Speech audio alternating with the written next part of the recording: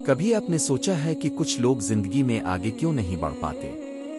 وہ سب کچھ جانتے ہیں، سب کچھ کر سکتے ہیں، لیکن پھر بھی موقع ہاتھ سے نکل جاتا ہے۔ اس کی ایک ہی وجہ ہے، ان کی خاموشی۔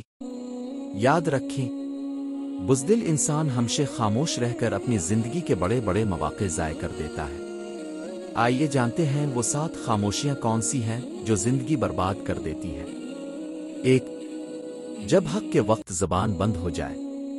ظلم دیکھتے ہیں، غلطی دیکھتے ہیں، مگر آواز نہیں اٹھاتے اور اسی خاموشی کی وجہ سے حق دب جاتا ہے۔ 2، جب موقع پر اپنی رائے نہ دیں۔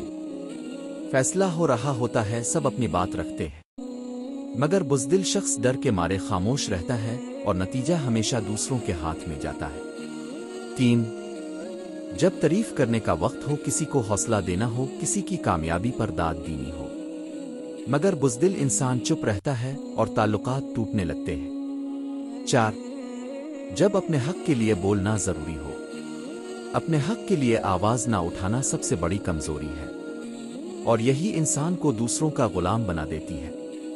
5، جب اپنے دل کی بات چھپائی جائے۔ محبت ہو، عزت ہو یا خواب، خاموش رہنے والا انسان اپنی خوشیاں کھو دیتا ہے۔ 6، جب اپنی صلاحیت ظاہر نہ کرے۔ کئی لوگ کمال کی قابلیت رکھتے ہیں، مگر بزدلی کی وجہ سے سامنے نہیں آتے اور بڑے مواقع دوسروں کو مل جاتے ہیں۔ 7، جب سوال پوچھنے کی ہمت نہ ہو۔